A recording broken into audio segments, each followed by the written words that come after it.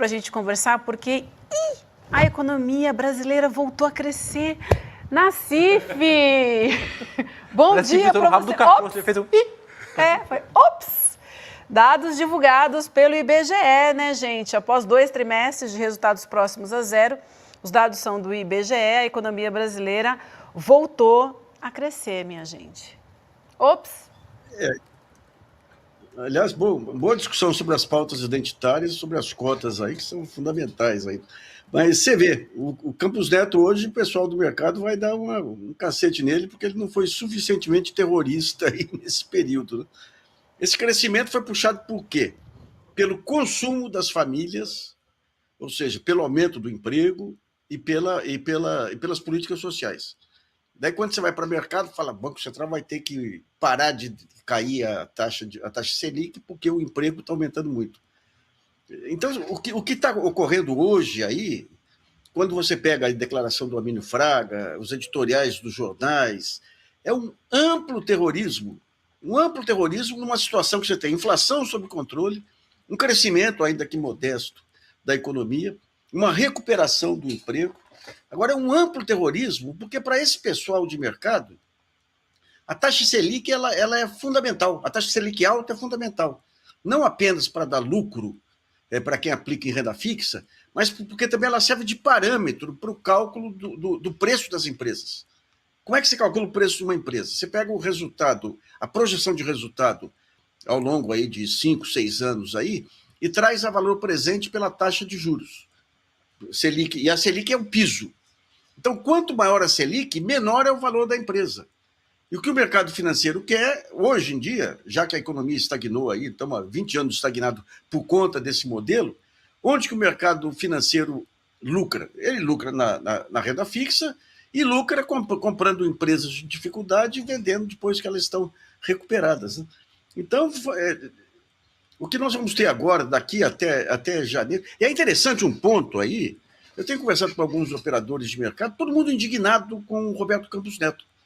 Por quê? Porque o papel do Banco Central é estabelecer uma certa lógica nas expectativas do mercado. Então o mercado acha, não, a situação está calma, tem uma redução de Selic de 0,5%, ele faz todos os seus cálculos em cima disso, os operadores. Quando vem o Campos Neto, lá nos Estados Unidos, inverte a expectativa, por conta de um dia de agitação no mercado americano, que depois voltou ao normal, os operadores metem os pés pelas mãos, mas não falam nada. Por quê? Porque você tem uma articulação, um cartel de grandes operadores aí junto com o Campos Neto para segurar a taxa lá em cima.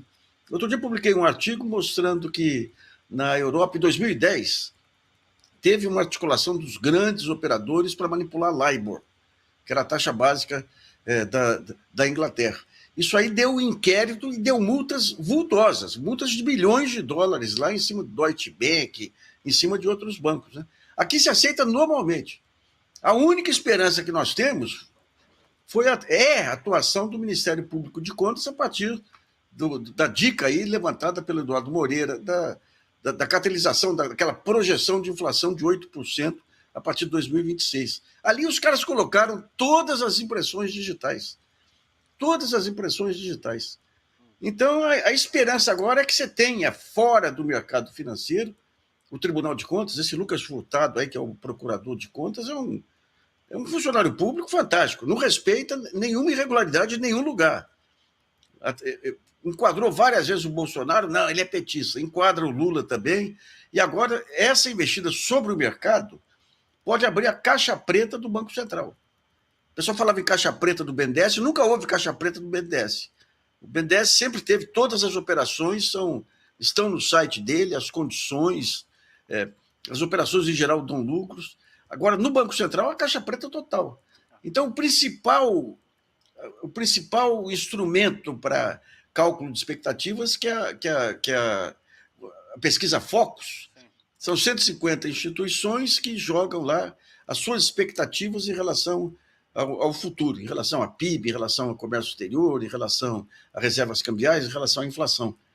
Agora, se deu 8% de expectativa de inflação em 2026, 2027, 2028, O que significa isso? Significa que o Banco Central deu maior peso para um grupo específico de instituições, ou seja, foi manipulação do Banco Central, ou foi um grupo de instituições que se organizou para isso, daí foi cartel. Tem crime de qualquer jeito. Fosse um país sério, você teria a investigação, que eu acho que vai ter, você teria uma baita multa em cima dos operadores e você teria um inquérito criminal em cima do Campos Neto.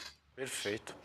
Ô Nassif, e aí a gente viu, como você muito bem colocou, ao longo das últimas semanas, a mídia hegemônica tentando dizer, primeiro tentando fazer o terrorismo, né, econômico, que você muito bem salientou aí, muitas vezes tem o Campos Neto como principal garoto de recados desse terrorismo, e quando isso não é possível, tentando dizer que o sucesso da macroeconomia sob o governo Lula não é do governo Lula.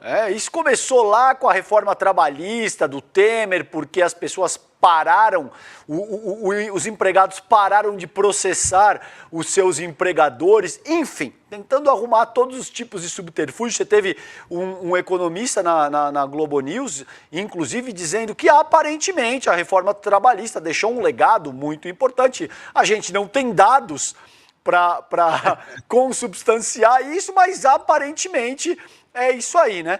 E você colocou uma série de dados aqui, de fatores que pesam na tua avaliação para que, de fato, a economia esteja num bom momento sob o governo Lula. Como é que você avalia isso? Você acha que é uma pergunta legítima, não é uma pergunta retórica não, tá? Você acha que a reforma trabalhista teve algum impacto sobre o que está acontecendo agora? Você acha que isso é uma narrativa sendo estruturada pela mídia hegemônica para tentar descredibilizar o sucesso do governo nessa seara? Como é que você avalia isso, cara? A reforma trabalhista foi lá atrás. Eles criaram lá uma carteira verde e amarela, que é uma carteira de emprego que, na verdade, não dá direito nenhum. Não dá direito nenhum. E foi uma manipulação que houve lá atrás, porque quando você tem o CAGED é o que mede o emprego formal e tudo aí, deu uma explosão de emprego no período do Bolsonaro, mas não era emprego, era carteira verde e amarela. Quando você pega agora o IBGE, que é a pesquisa mais séria do PNAD e tudo aí, você vê que tem um aumento do emprego formal. E o que está ocorrendo aí, quando a gente... Bom, vamos pegar uma área aí que o pessoal usa muito aí para não dar um emprego formal. Essa área de consultorias, a área de informática, tem muita empresa média, pequena, que o cara não tem vínculo trabalhista, nenhum. O que está ocorrendo agora é que as grandes empresas elas estão deixando de terceirizar e estão começando a contratar com carteira de trabalho, vale-refeição, plano de saúde e INSS. Por quê? Porque percebe que você não consegue definir um corpo de trabalho permanente e em aprimoramento se não tiver relações de lealdade entre as duas pontas. Agora, essa questão de pegar um dado de 2020 e tantos aí para dizer que impactou agora, por que não impactou antes? Porque o que está acontecendo é uma... Veja bem, não é... É 2017, não é? A reforma trabalhista sob o Temer, acho que é 2017, né? Foi sob o Temer lá atrás. Então, nada a ver. O que está acontecendo é o seguinte, você teve uma relativa estabilização da economia, não estamos em crescimento, hein? É um crescimento tímido, que não é suficiente para garantir uma vitória em eleição presidencial, mas você estabilizou minimamente, parou com as loucuras aí. O Haddad começou um trabalho de formiguinha aí para tentar tapar buracos e tudo, e foi o que bastou para criar um mínimo de expectativa, o pessoal voltar a contratar. E teve muito aí, o setor que mais cresceu foi o setor de serviços, que está ligado à renda. Você pega o México aí, o Obrador montou uma política social lá, tirou milhões da miséria lá, a economia do México melhorou. O Lula, quando você teve aqui o crescimento da economia lá atrás, tudo bem, você teve um boom de commodities lá, mas foi fundamentalmente em cima de Bolsa Família e de crédito, expansão de crédito. O crédito, porque baixou a taxa de juros. Então, digamos, essa luta do Campos Neto aí é central. E por que é importante uma Selic alta para esse pessoal?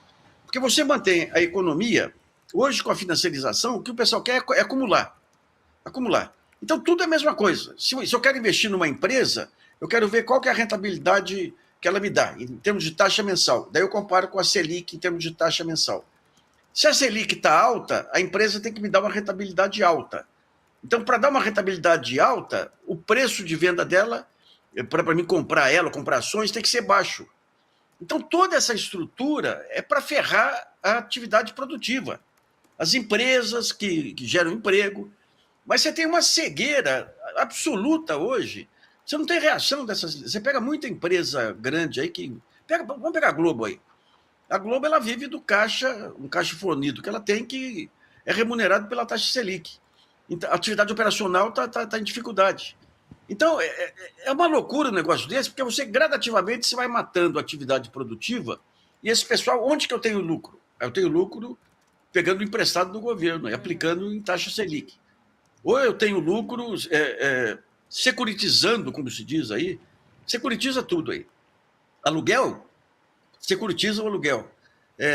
Faturamento futuro de empresa, securitiza. Então, tudo vira títulos que são comparáveis entre si. E se a economia melhora um pouco, melhora o emprego melhorando. Poxa, então isso aí tem que aumentar a taxa de juros, porque se o emprego melhora, vem a inflação.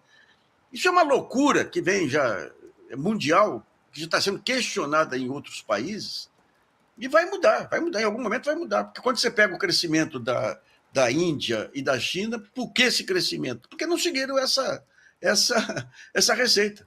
Tá então, certo. o Ocidente, em algum momento, vai mudar. Depois que todos os países mudarem, daí o Brasil muda. Porque o Brasil é sempre uma elite complicada, viu?